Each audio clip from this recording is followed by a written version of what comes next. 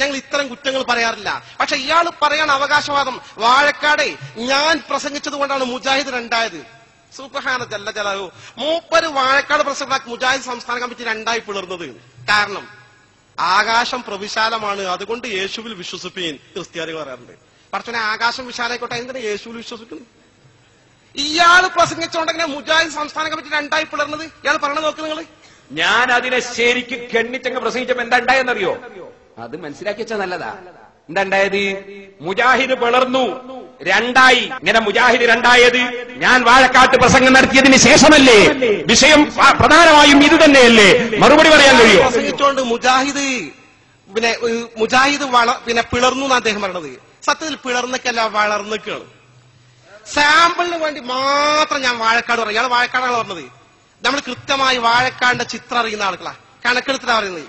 ഇയാൾ പ്രസംഗിക്കുന്നത് വരെ വാഴക്കാട് എന്ന പ്രശസ്തമായ കണ്ണിയത്തുസ്താദിന്റെ നാട്ടിൽ മുജാഹിദിന് ഒരു പള്ളി പോലും ഉണ്ടായിരുന്നില്ല. മുജാഹിദിന് ഒരു പള്ളി പോലും ഉണ്ടായിരുന്നില്ല. ഇപ്പൊ മുജാഹിദിന് പള്ളി നമ്പർ 4 വാഴക്കാട്.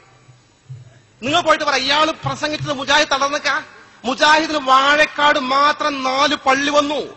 ഈ 4 പള്ളിയിൽ ഒരു പള്ളി ആരുണ്ടാക്കിയെന്ന് അറബിനെ കൊണ്ട് ഉണ്ടാക്കിയത്?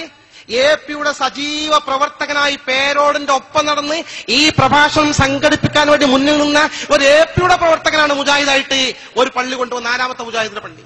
നിങ്ങൾക്കറിയുമോ? നിങ്ങളുടെ കൂടെ പ്രവർത്തിച്ച അനവധി എപി പ്രവർത്തകന്മാർ, ഞങ്ങളുടെ കൂടെ പ്രവർത്തിച്ച നിരവധി സുന്നത്ത് ജമാഅത്തിലെ പ്രവർത്തകന്മാർ, അവർ സുന്നത്ത് ജമാഅത്തിന് വിട്ടു, പറ്റ മുജാഹിദായിട്ടില്ല, ജമാഅത്തോടെ എല്ലാം ശരിയെന്ന് പറയുന്ന ഒരു ലൈനിലേക്ക് മാറി. അവിടെ നടക്കുന്ന സംഭവങ്ങൾ ഞാൻ ചൂണ്ടിക്കാണിച്ചുകൊണ്ടിരിക്കുന്നത്. മാറ്റങ്ങൾ അവിടെ സംഘടിത സക്കാത്ത് നേരത്തെ ഇല്ല, തുടക്കം കുറിച്ചു. വമ്പിച്ച ജനപങ്കാളിത്തമുള്ള ഖുർആൻ ക്ലാസ് ഭംഗിയായി എത്രയോ കാലം അവിടെ നടന്നു വന്നു.